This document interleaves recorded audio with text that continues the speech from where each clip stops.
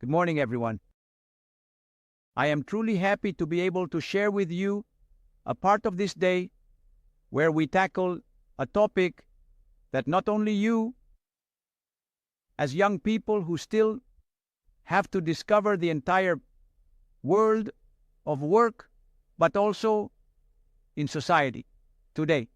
The issue of work is a very hot topic because there are many who do not feel comfortable in their jobs or resign from positions they have sought for years, but which are unable to meet all their needs.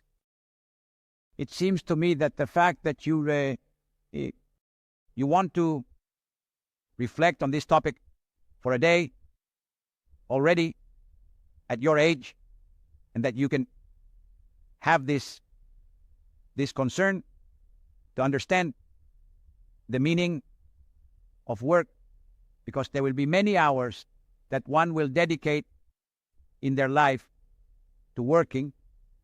It seems to me that this already says a lot about your intelligence, because it is not a trivial matter. A few days that one does. On vacation. No, there will be hours and hours and hours where we should have an adequate reason not to succumb, right, to the skepticism that often prevails after certain years of living. To talk about this instead of doing something boring with a prepared speech, we thought that the best way to make it more dynamic through questions and testimonies and the sharing of experiences that some of you have already had or are having regarding the relationship between religious sense and work. Because it's not me giving the speech, which might be more or less interesting, but your peers who are already personally experiencing the questions raised by their work experience. It seems to me that listening to them has an infinitely greater impact. That's why I'm here to collaborate with them, to be able to convey to you, to share with you the best of the experience each one is having, period. If I think it might be useful, I will intervene. Now, but above all, leave the floor to you. All those who will participate to delve deeper into this topic that is so crucial for life. That's why we begin. Manuel Gasaniga, I start by thanking you because, as you can imagine, I don't know Manuel, who, if he is already an expert in communication, might feel at ease in front of an audience of 700 people. But it takes a lot of courage to get out of the chair and expose oneself. For this, I thank you, Emanuele, and everyone who will participate, because it seems to me that it's already a good training to start working. They say you grow by having this experience we always talk about. Go ahead. Good morning. As mentioned, I am Manuel Gazaniga. I recently entered the workforce because I graduated about 5 months ago, so I haven't been in that environment for long. However, something about the religious sense has stayed with me, particularly a question we explored last year during the religious sense lessons with Alvi. It was a question that could almost seem like a provocation, because at first no one knew how to answer it, so we had to sit down and find something together that wasn't a definition, but something that came close, something that was acceptable to everyone. This half definition, let's say, was I'm happy when I don't think about being somewhere else. No, because indeed the question posed was, but when are you happy? What is happiness for you? And indeed for us it was, at that moment I think about that, I don't wish to do anything else, I don't wish to be anywhere else. As you can understand, it is directly applicable to the world of work as well. Because another question, let's say the evolution of the question I pose and pose to you. But is there a workplace, a job, something that can truly make us happy? Can I ask a few questions? Of course. No, because this way we can have a dialogue. In your opinion, having spent hours on religious sense, right? Have you found any hints of an answer to this question? Yes, especially. In the world of work, I find there are moments when, yes, and I find myself absorbed in what I do, so I don't think about anything else. However, I don't know if it can actually be attributed to the description of happiness, even though I'm not thinking about anything else or being in other places. To be able to answer the question of happiness, what do you need to discover about yourself? Because here the problem is not the worker, it's the person who goes to work. What is it that you have discovered about yourself, about your nature as a person, by focusing? It's particularly, I have a colleague. If I decided to say a few words, to spend a few words, I would say, but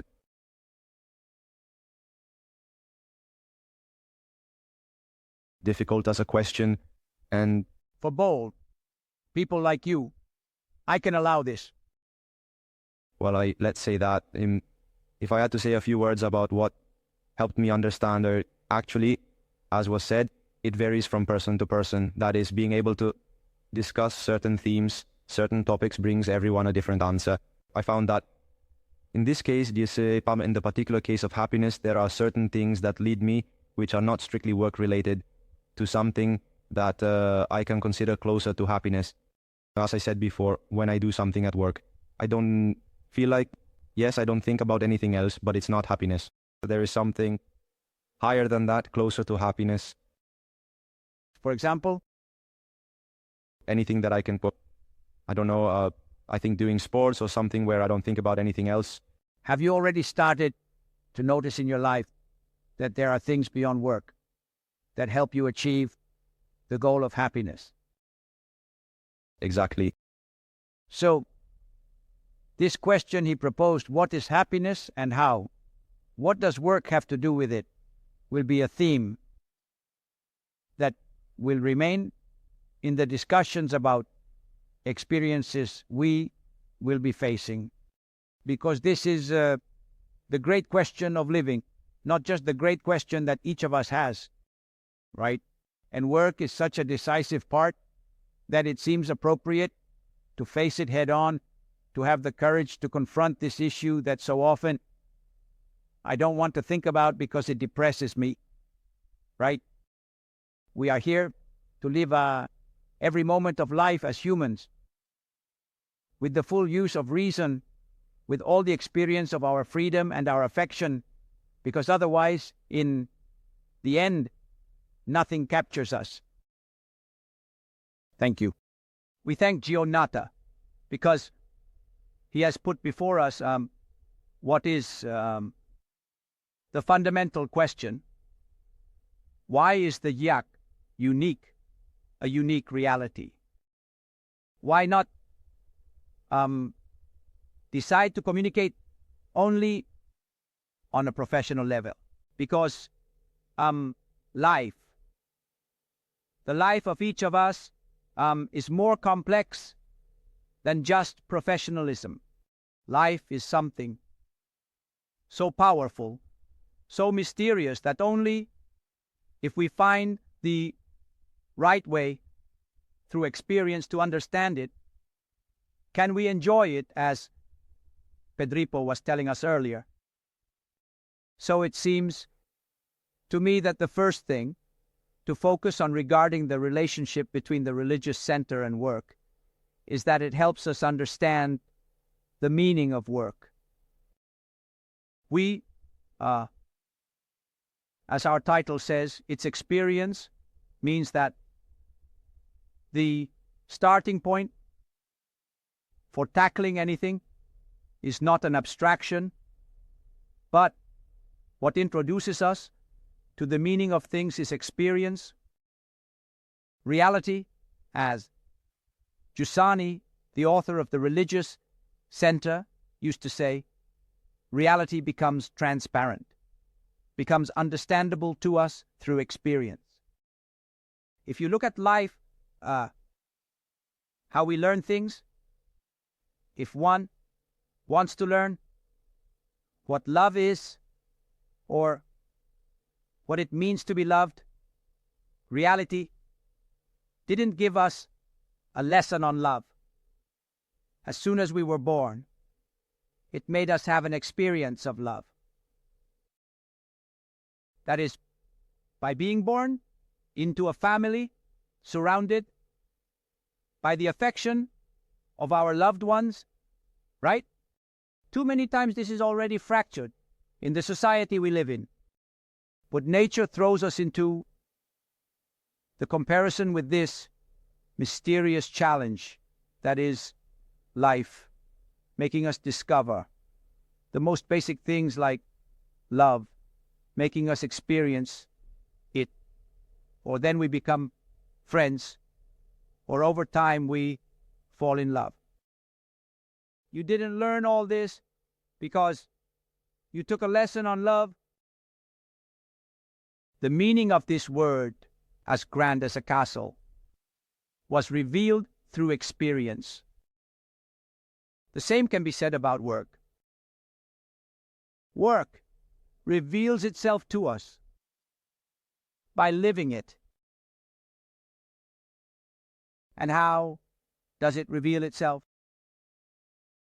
Because it presents us with a whole series of circumstances that challenge us, when fatigue appears, when something captivates you so much that you forget the time. Recently, I was talking to a girl who is, while studying, working in a restaurant. At a certain point, she comes to class, and I ask her, "Tell me something nice." And she says, "That yesterday, they gave me a tip while doing my job." And then I say, "Well, in your opinion, why did they give you the tip?" "Well, because I put in effort. I was kind. I tried to meet their needs." And so, when you were there working, trying your best, being kind, paying attention to all the desires, were you there watching the clock to see when the work would end? No. The work was becoming something attractive to her, to the point that she was committed. She had forgotten about the clock. And I say, "But do you realize that if you learn from your experience that you're telling me about to enjoy the work as you have, you're already well compensated by the satisfaction you find in doing it this way compared to everything else? If then a tip comes, it's like the cherry on top because you've already enjoyed it before." And I say to her, imagine that you start to understand that work can bring you this experience of satisfaction. She looks at me very seriously and says, "Professor, but in me, everything will reset." She reasoned with me. Nothing remains of the experience I have.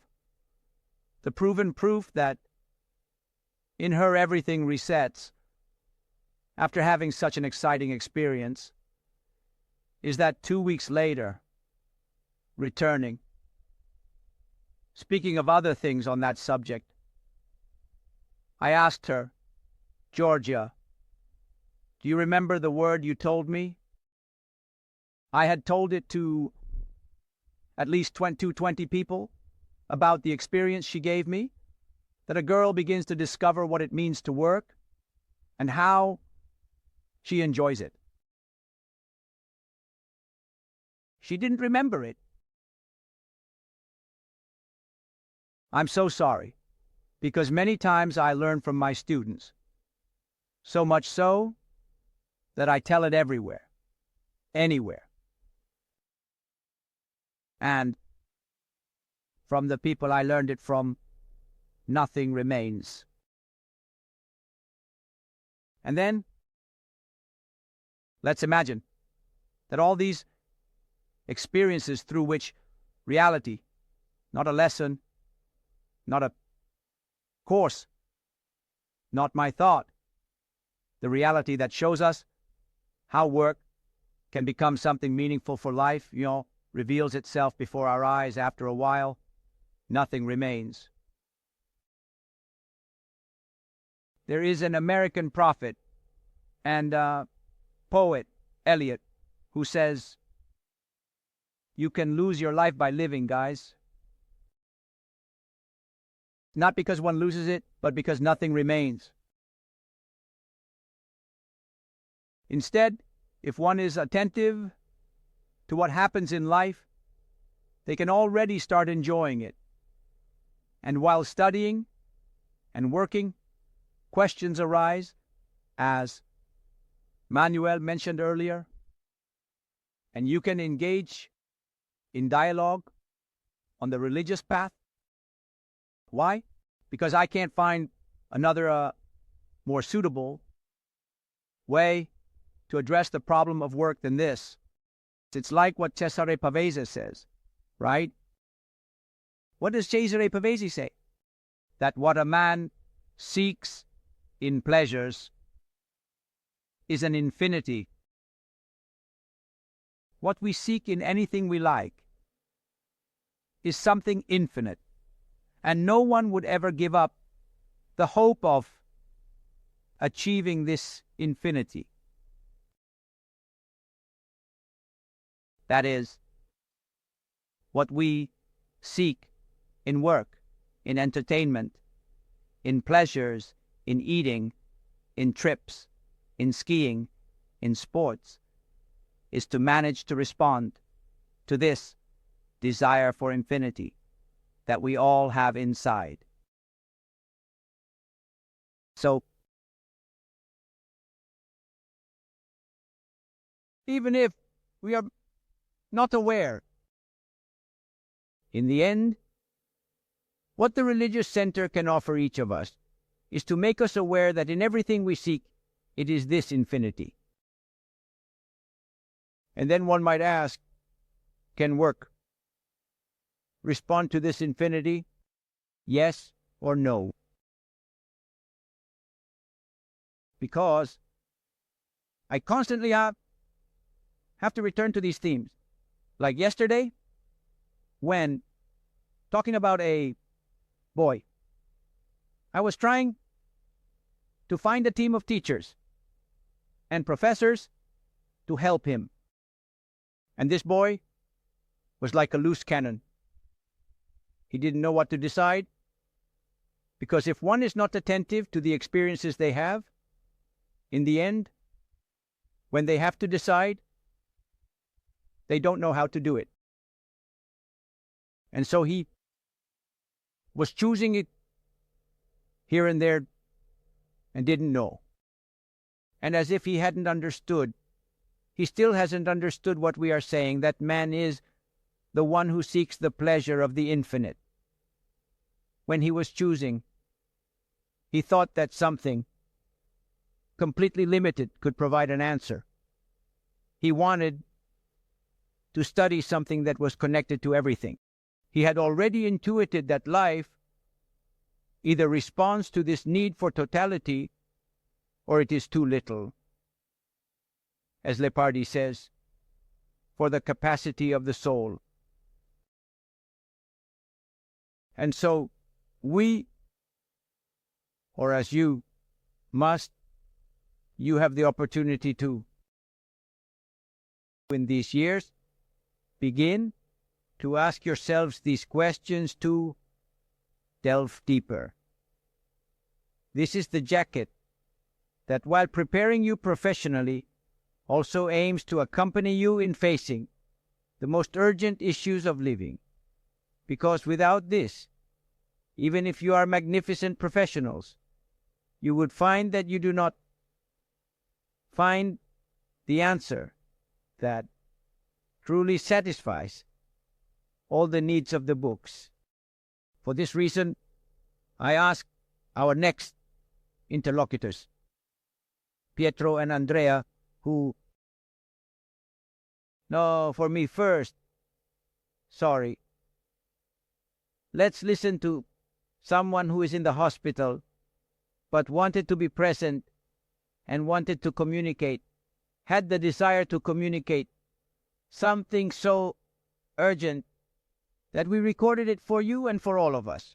Thank you. Let's play it. Here it is. One needs a loan. No, but in the cradle. And today, I am in a very different office, which is that of the Papa Giovanni Berrimo Hospital. Don't worry, I'm perfectly fine. To put it briefly, there's a focus on one eye, in this case, the eye, the heart. But due to a viral form, so I'm perfectly fine, the values are perfect, they are with me. Now, there's no time to do these 2 or 3 tests, and 10 minutes later, I'm discharged. Unfortunately, you see me from this video because I prefer to have a chat. In 3 words, at least as a title. As a title, I'm a bit... There's a particular problem in seeing you. I directly need to ask myself if here, but why? Why am I registered in that bed? Why am I in that course bunker? I can't move because I have to tell you that I can't move forward or backward, much less from a distance. It's not possible. Much less can be done. And you were saying the flame lasts you an hour. And now I have a placement. But why? And maybe really we can only ask this question. Now it doesn't sit well with me. It was like eating the explosion, which was a question that has followed me since I was a bit younger. Place because I was a former student, a former talent, of another half-coward, of others a half-myth. So it was a question that made me a bit curious, a bit from my idea, right? And why are you here? When I said, but male. But let's get to the point that this question has followed me for a long time. And it's the one that has allowed me today to be so convinced of who I am and also to be here. At least there's no need to hope that I don't know what to say, but maybe succeed. So in the question, I also reserve the right to ask all of you then why you felt exactly on that series, because you have that aspect. That's why it doesn't constitute something from me and nothing. So I would decide to say because yes, him, and seated, and because with the paper shredder in mind. Which in the past was dedicated precisely to me. And the way I experienced it, I absolutely experienced it for myself. I tell you this, I thank you and see you soon. This is what makes the reality of GIAC unique. That in the end, when one has to say something as a summary of these years, it's that they carried the question of why. For many, this question is to be censored because it seems to ruin the party. And for this reason, many times we prefer to live distracted. That he says he is in the hospital and that he is happy means that facing the question of why is not a trap. It is what makes it possible to live life as conscious men. For this reason, it surprises me that when you see people at the fundamental moment of living, for example, when I have to conduct a wedding and are both do not leave their heads in the closet that day, because if they are present to themselves, it ruins the party, because they say this might not last until they are so aware of the drama of living that they go there to celebrate the wedding precisely because they don't want to live distracted on that day. Isn't it true that many live that day with the sword of Damocles over their heads because they are not certain they can answer the why, and whether what we are starting now will last over time? So every moment of living can be an illness, or it can be the wedding day, and if one hasn't looked at things thoroughly, they prefer to leave their head in the closet. And this ultimately ruins the celebration.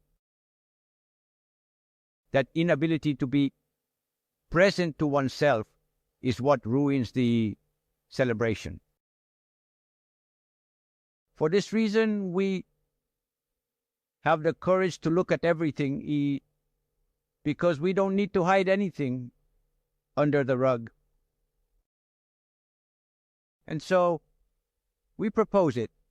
It's up to you to decide if you want to live with your head in the closet, afraid of everyone, of any risk, of any future, of any challenge, or if there is something that allows us to be present in the conscious present. Now, yes, Peter, how do we show you that we are the same height? How Pietro surprised Andrea so much that he talked to us, some friends, and we didn't want it to stay just between us. We wanted that dialogue that fascinated them to be for you too, because what is given to one of us is for everyone. Thank you. Thank you. Father. Hello, everyone. Pietro and Andrea. So, my heart is beating. You hire you to work with me because you are. My heart is beating because I've been speaking in public for a lifetime, but I've never talked about life. And the first time I taught religious sense, I started this year. I had never dealt with the subject. In my class, there was also Pietro, along with many other wonderful talents, who are working well together. And after giving a neutral lesson, at a certain point, a question pops into my head that I hadn't planned at all. And I ask, is there anyone among you who sometimes wakes up in the morning feeling off? I was also talking about myself. And someone raises their hand, and among those people was this man who says to me, For courage, Pietro, it happens. Fool everyone in front of everyone. That one is long live freedom. long live freedom. This was already a place where one has the opportunity to expose themselves and say what many sweep under the rug, because how can I say that I woke up feeling off until I find a place where I can say it? Are you interested? Remarkable. Now I hand over to Pietro, because Pietro does something that I never had the courage to do, and that I learned from him, not even with my closest loved ones like my son. Pietro decides to come and talk to me about himself. And he does it completely unexpectedly at a fair in Verona among, I don't know, 300 or 400 people. He comes up to me without any warning and says, Prof, I want to talk to you. When now it's your turn. Why? You look for it. It's a bit of a period. Water, it's not maple, then it rhymes again. Let's say it was a bit of a dark period. Let's put it that way in my life. As the professor said, in the morning I would wake up feeling off. I might have had ideas, even many, but quite confused. At a certain point I realized that I could no longer keep things inside, and I needed to open up to someone. I found in the professor someone who knew how to listen to me, and I am very happy about that. I shared my problems. Then I set off. I live in Brescia. One day I arrived in Bergamo. It was a moment of crisis, where I had to stop in the car and then think about what to do, thinking I couldn't even make it to Bergamo, because anyway, I kept holding these things inside, and by wearing myself out, I couldn't move forward in the true sense of the word, the true sense.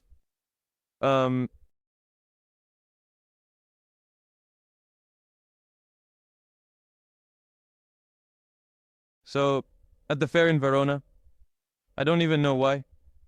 Maybe because I was so full. I decided to talk to the professor, and I told him more or less about my general dissatisfaction, in the sense that maybe I tried to do many things, some of which turn out quite well, but in the end, the result is always the same, not being 100% happy with what I do, getting little out of it, having little satisfaction from what I do. And the professor advised me to stop thinking and start reacting, and especially to appreciate the small things. This might make you laugh a bit, but the professor told me, cook yourself a dish that you enjoy or that you like. And the next evening, even though I had a bad day, I decided to cook myself some carbonara, and I hope you like it too. And from there I started to appreciate this small thing, which, well, is a bit silly. But from there, I started, and little by little, slowly I tried to gather small satisfactions everywhere. In a basketball game, maybe, I don't know, during good matches, I already felt more fulfilled. Anyway, at school, even when I took exams, I'm a phenomenon at school, but when things go well, I'm still satisfied. And slowly I started to appreciate it, until I decided to take a somewhat bigger step.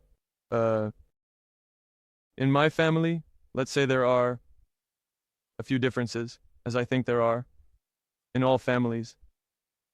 My relatives don't get along very well. Let's put it that way. My uncles, my first parents.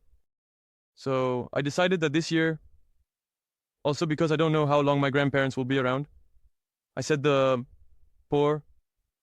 decided that I wanted to celebrate Christmas with everyone, the whole family together. I thought about this for about a week. 2? Yes. And a half. Then I decided to act and take matters into my own hands. And I obviously contacted my relatives. We have to say it worked, in the sense that if all goes well, we'll spend Christmas all together. I'm very satisfied with this, and it made me very happy. I still have to do it, so I don't know if it will go well or why. We'll see on Boxing Day if everyone will be as happy as I am. But I tried. I put my effort into it. And let's say this thing really made me happy. Even the professor noticed it, even though I hadn't told him right away. And More or less, now I'm moving forward always, trying to achieve more and more. And I also have to thank the professor who gave me the space to talk about it. I needed to talk about it, but I didn't have much courage either. I thank him for giving me the opportunity and my friends who encouraged me to do it.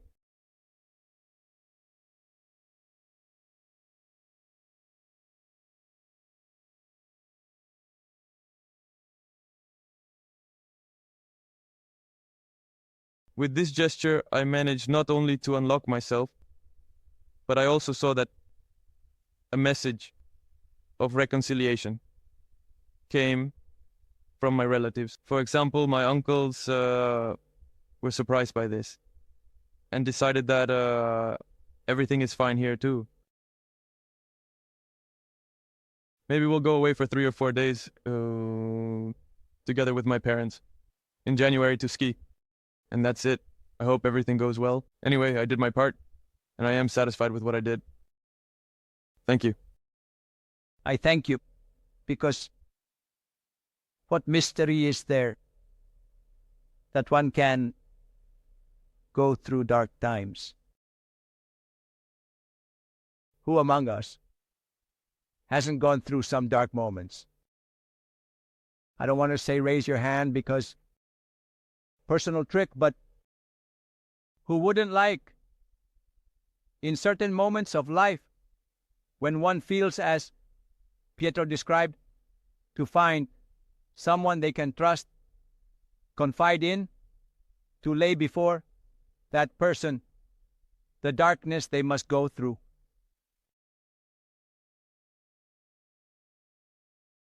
This means that life is something happening right before our eyes.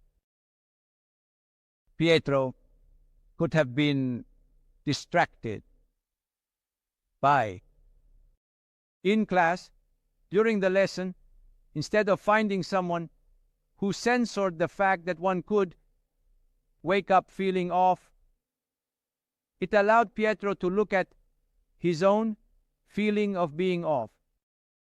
And then something that was more important than feeling off, which was the darkness. And so, this means that our person is more than what we do, our aspirations, what we manage to be aware of in daily life, and that at certain moments are crucial. For this reason, we are committed to not leaving out of the educational proposal, which will already do everything, the entire complexity of living. Because we know that we are more than just a slice of our life, which is work or what we have to learn. Because all of us are more than this, and this is the starting point of our perspective on you. As Leopardi said in a trembling phrase, right? He said, the mystery of our being. He spoke of man, not of woman, as a mystery. And we want to look at you, not as already known, already understood, but with this complexity that each person carries within, so that in the moment of need, in the moment they want to share their need, they can feel at home here, because all aspects of your life are embraced here. We impose nothing on anyone. We wish for it to be a space of freedom, but where you can have the opportunity to encounter someone who inspires such trust that you can open up your life when you arrive in darkness. Period. This is why we celebrate a day like this. Not to ruin the party, but to participate, to make everyone participate in the celebration. Because who would have ever told Peter that starting from that moment of darkness, he could rise when he began to recover from this darkness, with Andrew's company wanting to involve the whole family in this celebration. There is this fact that, in reality, immediately, without anyone telling Peter anything, he wanted to share it with everyone. So, it's not the darkness that ruins the celebration. It's the failure to face the darkness. It's not having the opportunity to look it in the eye.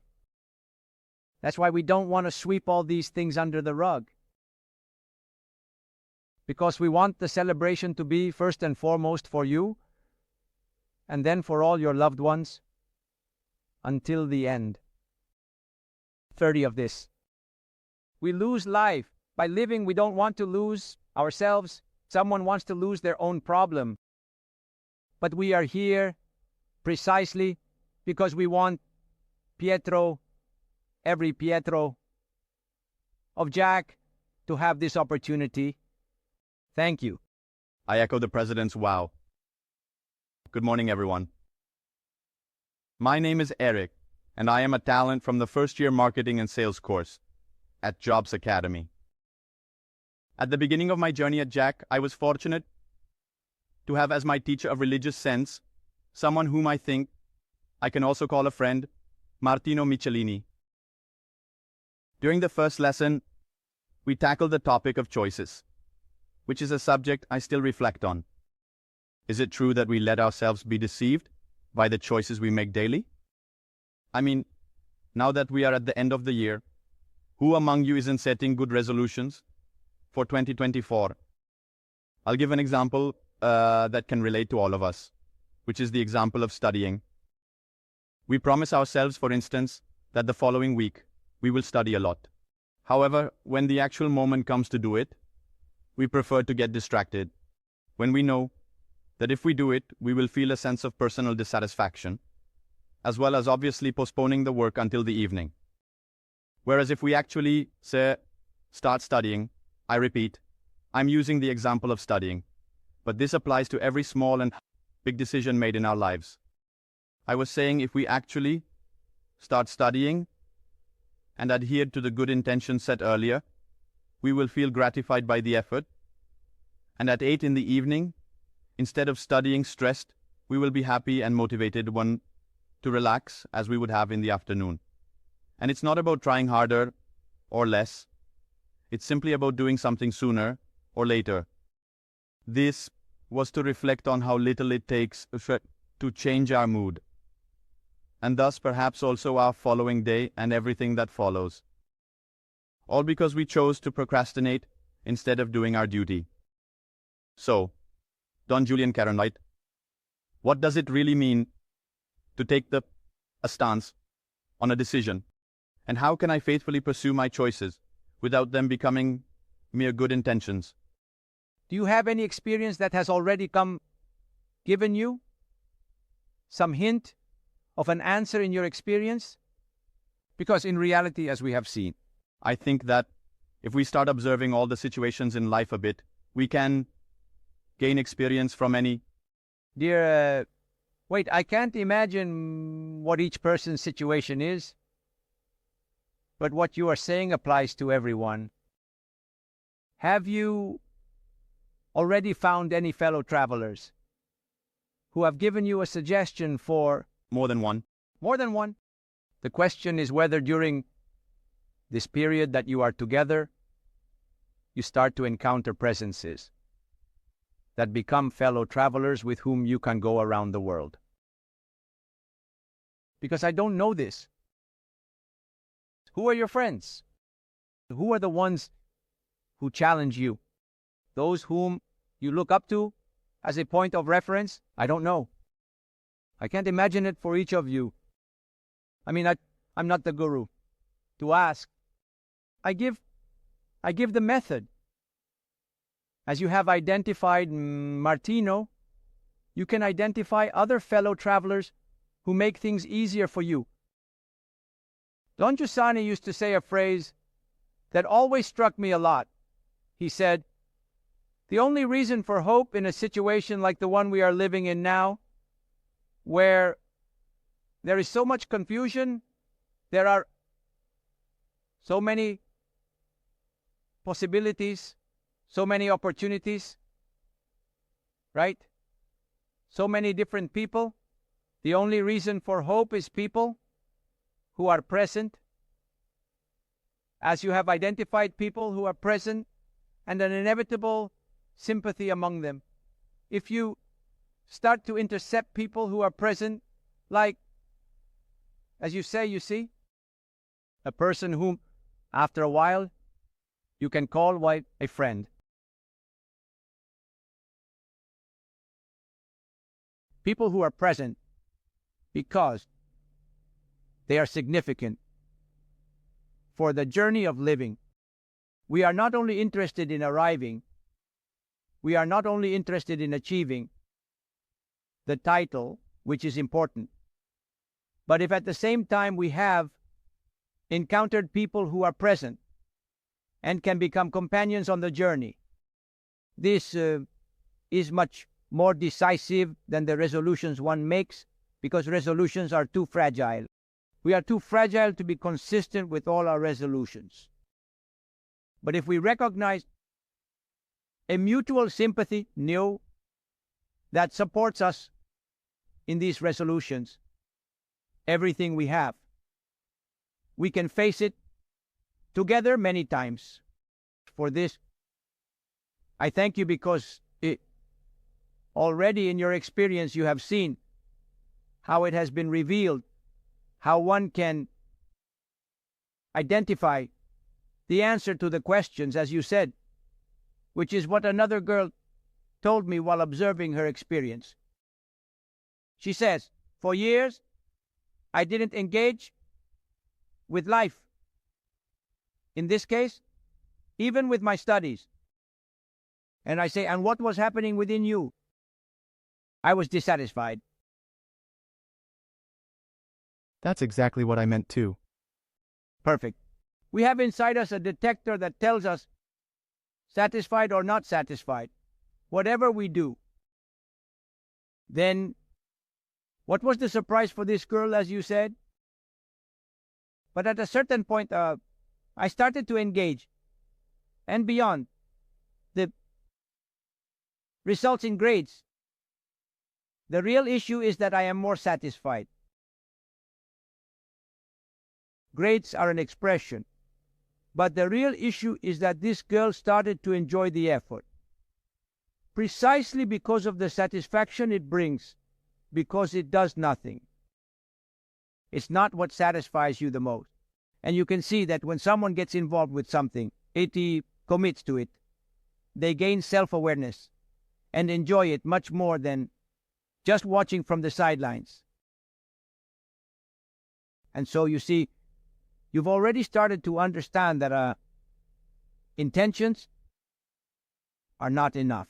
The issue is whether you start to identify what satisfies you, because then, if one is not foolish, they always seek what satisfies life the most. So it's not about a sense of moral duty, it's simply because that is what makes me more myself, more fulfilled, more joyful. This is what you have started to learn. I wish for this to continue for you. Thank you. Good morning. I am Madalena. I am in my second year of HR. And honestly, when I was asked to speak today, I immediately said no, but then I felt I would miss out on something. And now I understand what. So thank you. I am not an expert in communication, so please be patient. Last year, our professor, Dr. Merlini, posed this question to us. First of all, I want to thank him because during my journey, besides being an educator, he has proven to be a true friend. He asked us, When did you realize you had personally experienced the method of understanding reality proposed with the three premises? And since I talk a lot, I summarize it like this. These three premises have been ringing in my ears since I arrived in Bergamo 5 years ago. After participating in various experiences of fraternity where questions about being and the value life could have were posed, at a certain point I realized I had always doubted everything that emerged from those meetings, as if every sentence ended with, "Eh, so what?" Perhaps because I refused to listen to those who thought they could afford the luxury of teaching me something about the reality I was living. Phrases, words looked so beautiful, but how true and sincere they were for me. I felt that nothing corresponded to me. Nothing stuck to me from a container they tried to fill. Only silences remained. Gigantic question marks, anger, and darkness. In short, a great sense of emptiness.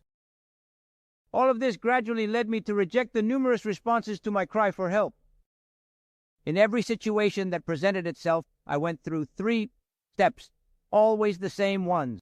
I would dive in, participate for a few months, then give up. You know when evening comes and we feel drained, dissatisfied, and with the sensation of having done nothing important during the day? Well, I felt like an automaton, moving forward by inertia, and I felt inexplicably empty, despite the dozens of activities completed during the day. Then, tired of this torment in my head, which also made me feel very bad, I gave myself the chance to stop by temporarily giving up what I cared about most, and what kept me grounded, with the fear that it was all wasted time.